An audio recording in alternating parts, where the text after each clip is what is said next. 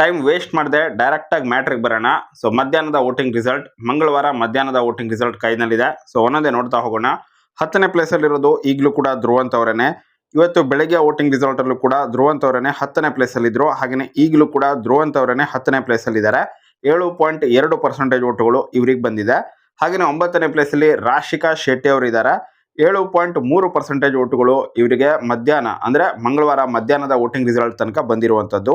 ಹಾಗೆಯೇ 8ನೇ ಪ್ಲೇಸಲ್ಲಿ ಸೂರಜ್ ಸಿಂಗ್ ಅವರು ಇದ್ದಾರೆ. 8.2% ಓಟುಗಳು ಇದ್ದಾವೆ. ಹಾಗೆಯೇ 7ನೇ ಪ್ಲೇಸಲ್ಲಿರೋದು ಸ್ಪಂದನಾ ಸೋಮಣ್ಣ ಅವರು. ಇಲ್ಲಿ ಬದಲಾವಣೆಯಾಗಿದೆ.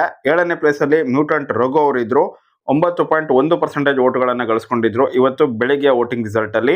ಬಟ್ ಇವಾಗ ಇಲ್ಲಿ 7ನೇ ಪ್ಲೇಸಲ್ಲಿ ಸ್ಪಂದನಾ ಸೋಮಣ್ಣ ಅವರು ಇದ್ದಾರೆ. 9.2% ಓಟುಗಳು ಆಗಿದ್ದಾವೆ. ಹಾಗೆಯೇ 6ನೇ ಪ್ಲೇಸಲ್ಲಿ ಸ್ಪಂದನಾ ಸೋಮಣ್ಣ ಅವರು 9.4% ಓಟುಗಳನ್ನು ಗಳಿಸ್ಕೊಂಡಿದ್ರು ಇವತ್ತು ಬೆಳಗಿನ ವೋಟಿಂಗ್ ರಿಸಲ್ಟಲ್ಲಿ. ಸೊ ಅಲ್ಲಿಂದ ಬರೋಬ್ಬರಿ 0.2% ಡೌನ್ ಆಗಿದೆ ಸ್ಪಂದನಾ ಸೋಮಣ್ಣ ಅವರಿಗೆ. ಹಾಗೆಯೇ ರಘು ಅವರಿಗೆ 9.1 ಇತ್ತಲ್ವ, ಅಲ್ಲಿ 0.1% ಜಾಸ್ತಿ ಆಗಿದೆ. ಸೊ ಹೀಗಾಗಿ ರಘು ಅವರಿಗೆ 9.2% ಓಟುಗಳು, ಸ್ಪಂದನಾ ಅವರಿಗೂ ಕೂಡ 9.2% ಓಟುಗಳು. ಸೊ ಇವಾಗ ನಿಮ್ಮಲ್ಲಿ ಒಂದು ಡೌಟ್ ಬರಬಹುದು, ಹಾಗಾದ್ರೆ ಇಬ್ರು ಕೂಡ ಸೇಮ್ ಪ್ಲೇಸಲ್ಲೇ ಇದ್ದಾರಲ್ವಾ?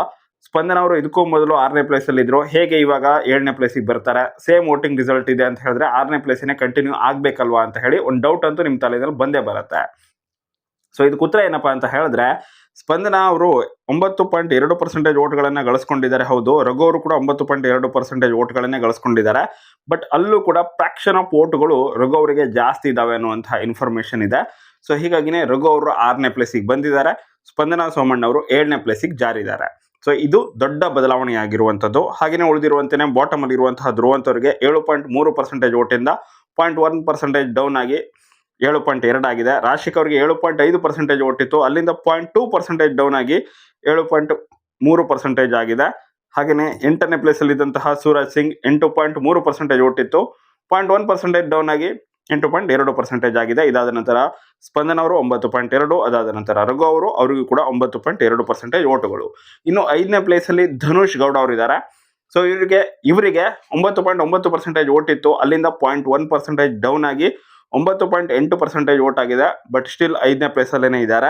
ಹಾಗೆಯೇ 4ನೇ ಪ್ಲೇಸಲ್ಲಿ ಇದ್ದಂತಹ ಅಶ್ವಿನಿ ಗೌಡ ಅವರಿಗೆ 10.2% ಓಟಿತ್ತು, ಇವರಿಗೂ ಕೂಡ 0.1% ಡೌನ್ ಆಗಿದೆ, 10.1% ಆಗಿದೆ. 4ನೇ ಪ್ಲೇಸಲ್ಲಿ ಇದ್ದಾರೆ. ಮಾಳು ನಿಪ್ಪಾನಾಳ್ ಅವರಿಗೆ ದೊಡ್ಡ ಮಟ್ಟದಲ್ಲಿ ವೋಟಿಂಗ್ ಡೌನ್ ಫಾಲ್ ಆಗಿದೆ, 0.2% ಡೌನ್ ಆಗಿದೆ. 10.6% ಓಟುಗಳು ಇವರಿಗಿದ್ವು, ಬಟ್ 0.2% ಡೌನ್ ಆಗಿರೋದ್ರಿಂದ 10.4% ಓಟ್ ಇವರಿಗೆ ಆಗಿದೆ. ಇನ್ನು 2ನೇ ಪ್ಲೇಸಲ್ಲಿ ರಕ್ಷಿತಾ ಶೆಟ್ಟಿ ಅವರು 12% ಓಟುಗಳನ್ನು ಗಳಿಸ್ಕೊಂಡಿದ್ರು ಇವತ್ತು ಬೆಳಿಗ್ಗೆ. ಬಟ್ ಇವಾಗ ಒಂದು ದೊಡ್ಡ ಮಟ್ಟದ ಲೀಡ್ ಮತ್ತೆ ಸಿಕ್ಕಿದೆ, 0.3% ಜಾಸ್ತಿ ಆಗಿರುವಂಥದ್ದು, 12.3% ಓಟ್ ಆಗಿದೆ. ಇನ್ನು ನಂಬರ್ 1 ಪ್ಲೇಸಲ್ಲಿ ಇದ್ದಂತಹ ಗಿಲ್ಲಿ ನಟ ಅವರಿಗೆ 15.7% ಓಟಿತ್ತು, 0.6% ಜಾಸ್ತಿ ಆಗಿದೆ. ಸೊ ಬೆಳಗ್ಗಿಂದ ಮಧ್ಯಾಹ್ನ ತನಕನೇ ಇಷ್ಟು ದೊಡ್ಡ ಮಟ್ಟದ ಲೀಡ್ ಬಂದಿದೆ ಅಂತ ಹೇಳಿದ್ರೆ, ಇವಾಗ ಅವರಿಗೆ ಟೋಟಲ್ ಆಗಿ 16.3% ಓಟುಗಳು ಆದ ರೀತಿ ಆಗಿರುವಂಥದ್ದು. ಟಾಪ್ 2 ನಲ್ಲಿರುವಂತಹ ಸ್ಪರ್ಧಿಗಳು ಹವಾ ಮಾಡ್ತಾ ಇದ್ದಾರೆ. ಬಟ್ ಮೇನ್ ಬದಲಾವಣೆಗಳು ಆಗ್ತಾ ಇದಾವೆ, ನೀವು ಇಲ್ಲಿ ಅಬ್ಸರ್ವ್ ಮಾಡಬಹುದು. ಮಾಳು ಅವರಿಗೆ ವೋಟಿಂಗ್ ರಿಸಲ್ಟ್ ಅಲ್ಲಿ ಡೌನ್ ಆಗ್ತಾ ಇದೆ, ಅಶ್ವಿನಿ ಗೌಡ ಅವರಿಗೆ ಡೌನ್ ಆಗಿದೆ, ಧನುಷ್ ಅವರಿಗೂ ಕೂಡ ಡೌನ್ ಆಗಿದೆ, ಸ್ಪಂದನ ಅವರಿಗೂ ಕೂಡ ಬಿಗ್ಗೆಸ್ಟ್ ಡೌನ್ಫಾಲ್ ಆಗಿದೆ ಅಂತಾನೆ ಹೇಳ್ಬೋದು. 9.2ರಿಂದ ಡೈರೆಕ್ಟ್ ಆಗಿ 9.2ಕ್ಕೆ ಬಂದಿದ್ದಾರೆ ಮತ್ತು 6ನೇ ಪ್ಲೇಸಿಂದ 7ನೇ ಪ್ಲೇಸಿಗೆ ಜಾರಿದ್ದಾರೆ. ಇನ್ನು ಸೂರಜ್ ಸಿಂಗ್ ಅವರಿಗೆ ಸಣ್ಣ ಮಟ್ಟದಲ್ಲಿ 0.1% ಅಷ್ಟೇ ಕಡಿಮೆ ಆಗಿದೆ. ರಾಶಿಕ್ ಅವರಿಗೆ 0.2% ಕಡಿಮೆ ಆಗಿದೆ. ಧ್ರುವಂತ್ ಅವರಿಗೆ 0.1% ಕಡಿಮೆ ಆಗಿದೆ. ಸೊ ಹೀಗಾಗಿನೇ ಮಧ್ಯಾಹ್ನದ ವೋಟಿಂಗ್ ರಿಸಲ್ಟ್ ಅಲ್ಲಿ ಒಂದು ದೊಡ್ಡ ಬದಲಾವಣೆ ಅಂತ ಹೇಳಿದ್ರೆ ಸ್ಪಂದನ ಅವರ ಪ್ಲೇಸ್ ಬದಲಾವಣೆ ಆಗಿರೋದು. ಸ್ಪಂದನ ಅವರ ಪ್ಲೇಸಿಗೆ ರಘು ಅವರು ಬಂದಿದ್ದಾರೆ, ರಘು ಅವರ ಪ್ಲೇಸಿಗೆ ಸ್ಪಂದನ ಸೋಮಣ್ಣ ಅವರು ಹೋಗಿದ್ದಾರೆ. ಹಾಗೇನೇ ಇಲ್ಲಿ ಮತ್ತೊಂದು ಬದಲಾವಣೆ ಆಗೋ ಚಾನ್ಸಸ್ ಕಾಣಿಸ್ತಾ ಇದೆ. ಬಾಟಮ್ 2 ನಲ್ಲಿ ರಾಶಿಕಾ ಮತ್ತೆ ಧ್ರುವಂತ್ ಅವರು ಇವಾಗ ಕೇವಲ 0.1% ಡಿಫರೆನ್ಸ್ ಇದೆ ಇಬ್ಬರಿಗೂ ಕೂಡ. ಧ್ರುವಂತ್ ಅವರಿಗೆ 7.2 ಅಂದರೆ 7.2% ಓಟುಗಳು, ರಾಶಿಕ್ ಅವರಿಗೆ 7.3% ಓಟುಗಳು. ತೀರಾ ಹತ್ತಿರದಲ್ಲಿದ್ದಾರೆ ಇಬ್ರು ಕೂಡ. ಇವರನ್ನ ಬಿಟ್ರೆ ಇಲ್ಲಿ ಸ್ಪಂದನ ರಘು ಇಬ್ರು ಕೂಡ ಟೈಟ್ ಕಾಂಪಿಟೇಷನ್ ಅನ್ನು ಕೊಡ್ತಾ ಇದ್ದಾರೆ, 9.2. ಬಟ್ 4ನೇ ಪ್ಲೇಸಲ್ಲಿ ಇದ್ದಂತಹ ಅಶ್ವಿನಿ ಗೌಡ ಅವರು 3ನೇ ಪ್ಲೇಸಿಗೆ ಬರೋ ಲಕ್ಷಣ ಕಾಣಿಸ್ತಾ ಇದೆ. ಮಾಳು ಅವರಿಗೆ 10.4% ಓಟುಗಳು, ಅಶ್ವಿನಿ ಗೌಡ ಅವರಿಗೆ 10.1% ಓಟುಗಳು.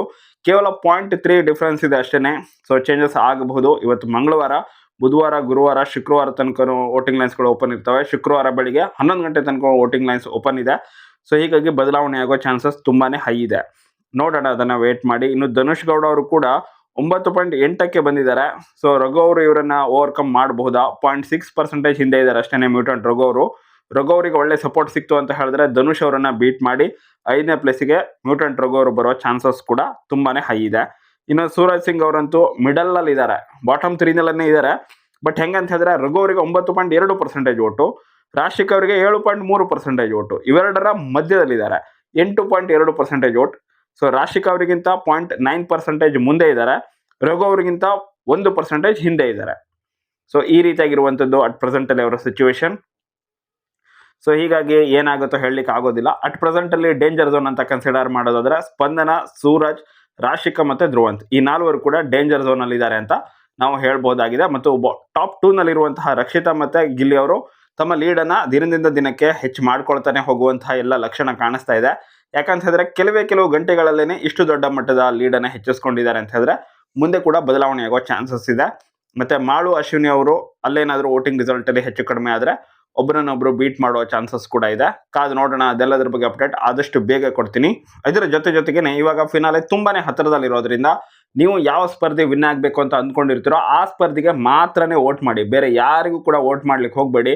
ಒಂದು ಸ್ವಲ್ಪ ವೋಟ್ ಇವರಿಗಿರಲಿ, ಸ್ವಲ್ಪ ವೋಟ್ ಇವರಿಗಿರಲಿ ಅಂತ ಹೇಳಿ ಹಂಚ್ಲಿಕ್ಕೆಲ್ಲ ಹೋಗಬೇಡಿ. ಒಂದೇ ಸ್ಪರ್ಧೆಗೆ ವೋಟ್ ಮಾಡಿ, ಆವಾಗ ಮಾತ್ರನೇ ನಿಮ್ಮ ನೆಚ್ಚಿನ ಸ್ಪರ್ಧೆ ವಿನ್ ಆಗಲಿಕ್ಕೆ ಸಾಧ್ಯ. ನೀವು ವೋಟ್ ಡಿವೈಡ್ ಮಾಡಿದ್ರೆ ಏನಾಗುತ್ತೆ, ಉಳಿದಿರೋರು ಒಬ್ರಿಗೇನೆ ವೋಟ್ ಮಾಡ್ತಾ ಇರ್ತಾರೆ, ಅವರೇನೆ ಮೇಲ್ ಬರೋ ಚಾನ್ಸಸ್ ಇದೆ. ಸೊ ಹೀಗಾಗಿ ನೀವೇನಾದರೂ ರಾಶಿಕಾ, ಸೂರಜ್ ಇಬ್ಬರ ಫ್ಯಾನ್ ಆಗಿದ್ದೀರಾ ಅಂತ ತಿಳ್ಕೊಳ್ಳಿ. ನಾನು ಇದು ಎಕ್ಸಾಂಪಲ್ ಹೇಳ್ತಾ ಇರೋದು.